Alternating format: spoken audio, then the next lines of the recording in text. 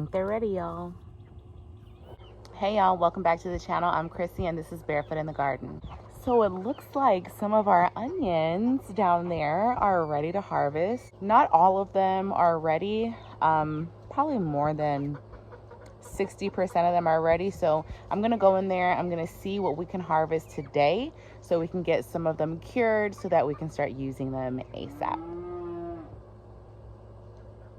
So I didn't post a video on me planting them in late January, but I did do an update video when I gave them a haircut a couple weeks ago. So if you want to know how to give your onions a haircut, go ahead and check out my phase 2 of my growing onions in the springtime video.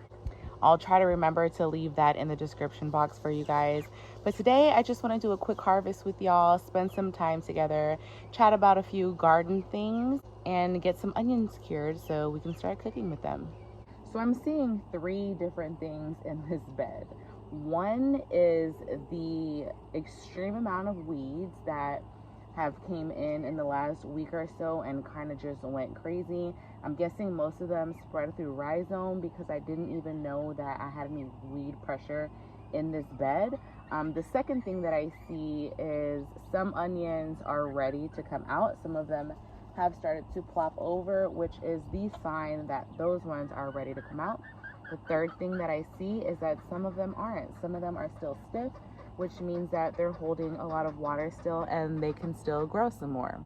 So what I'm gonna try to do today is take out the onions that have soft necks that are ready to be harvested, leave the ones in that are not ready to be harvested, and get as many of the weeds out as I can. Look at this girl. Does she wanted to make a appearance? Hey, mommy. She's so small. She's tiny, tiny. And they love walking through the onion bed. So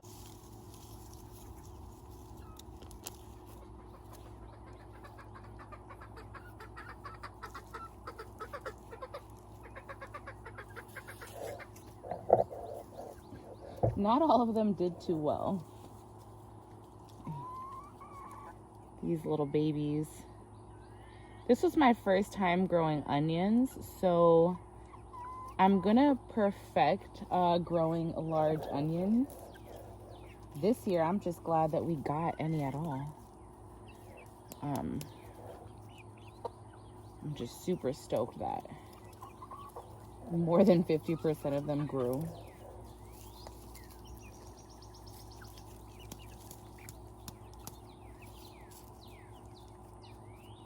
And I did give them some wood ash, maybe not as frequently as I should have.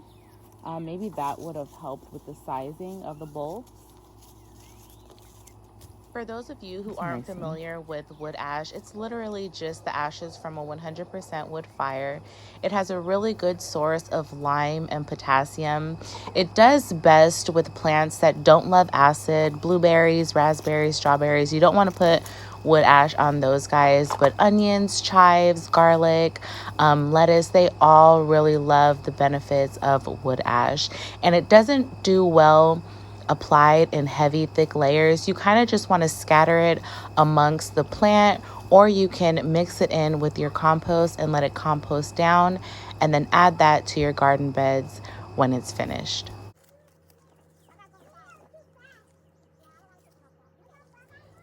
I honestly just can't stand the sight of all these weeds growing around these onions, and since I'm gonna leave some of them in to bulb up a little bit more, I'm just gonna pull some of these out. I'm gonna end up clearing out this whole entire bed and adding in a really thick layer of hay and straw mix to suppress a lot of this weed pressure because it is out of control. You can even look around the bed and the surrounding areas.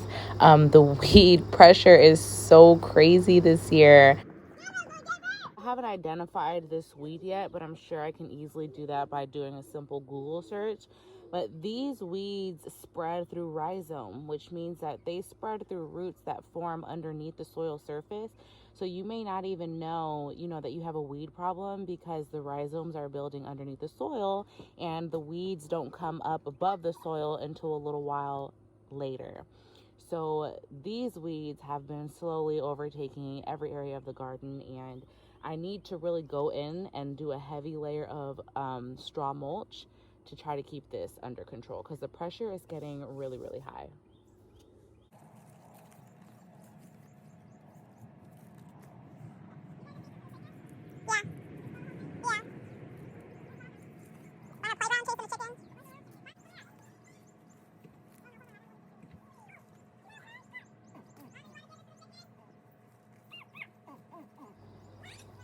So I've been trying to form a hypothesis as to why some of the onions did really, really great and the other ones were really small, and some of the shapes were different. Some of them were elongated, almost like shallots.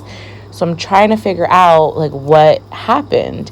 And I ended up building this little greenhouse over this bed. You can see it's kind of damaged now. It's been up through the winter, through the storm, all the rains.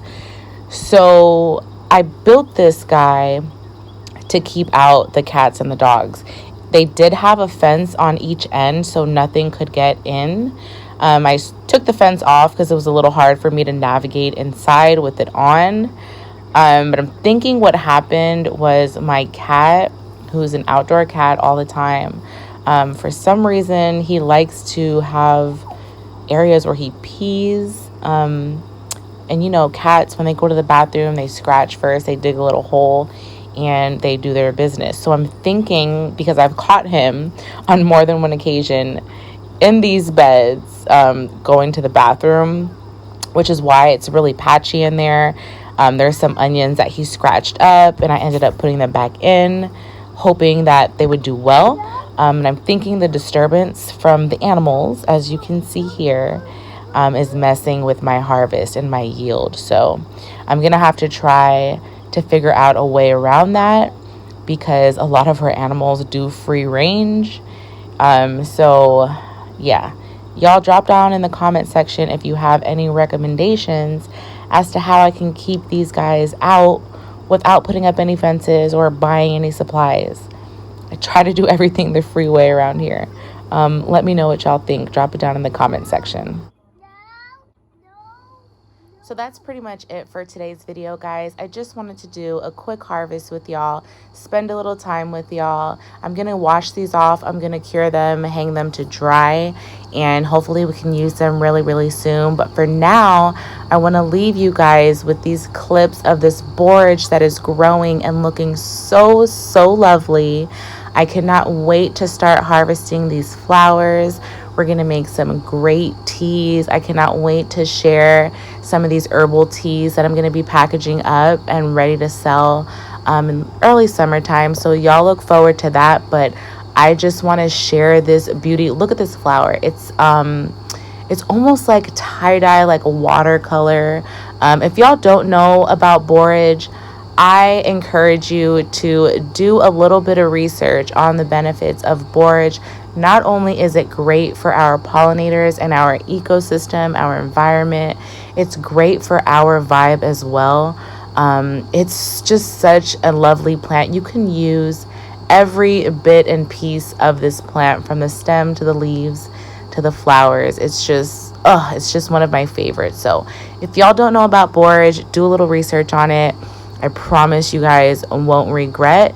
But until next time, guys, keep growing your own food, keep loving life, and many, many blessings to you and yours.